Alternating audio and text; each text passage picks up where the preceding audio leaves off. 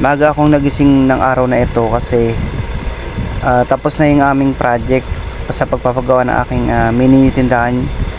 Okay na siya, nagawa na. Ngayon, yung pinagkalatan naman ang liligpitin namin, yung binasag namin na pinto dun sa may kwarto.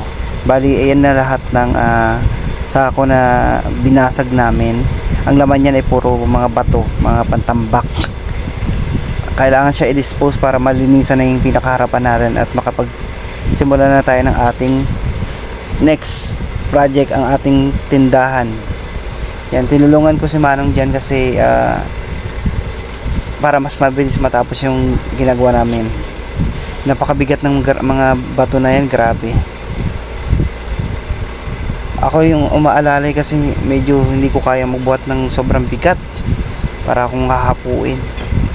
Pero nakaya naman namin na tapusin yan. Yan. Batch by batch yung ginawa namin kasi napupuno na yung likuran niya. Yung iba dyan buhangin, yung iba graba. Pero pinadispose ko na rin para malinis yung pinakaharapan. Yun guys, igagala natin. Yan, habang hinarsin natin magkuya yung mga panambak sa likuran. Kami naman ng pamangkin ko ay nag-ikot-ikot kami gamit ang aming e-trike.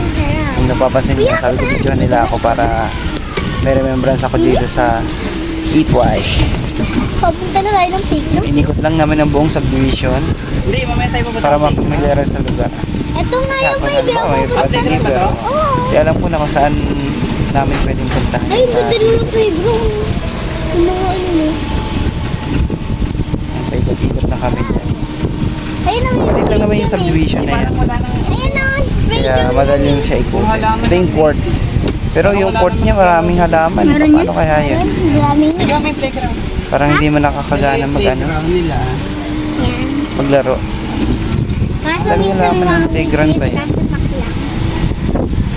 Daming mga damo. Pero yung may court dyan sa gilid.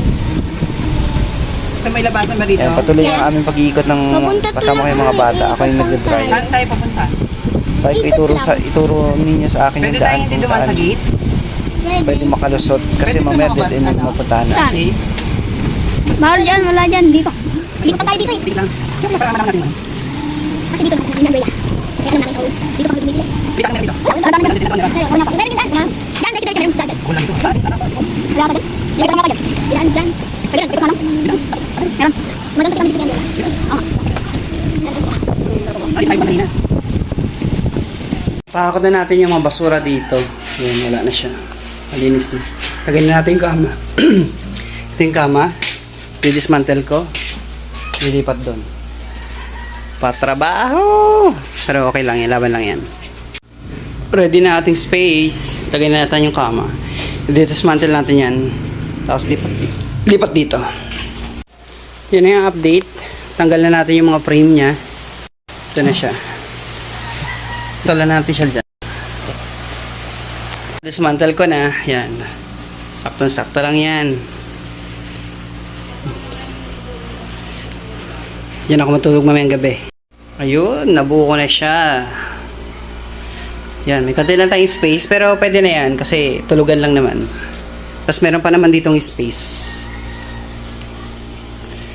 Sapat na yan. Mas ang mahalaga meron tayong magandang tulugan. Ayun na, ang ating mamahaling kutsyon.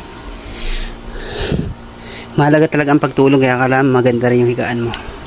Hala hotel. Silimbid dyan.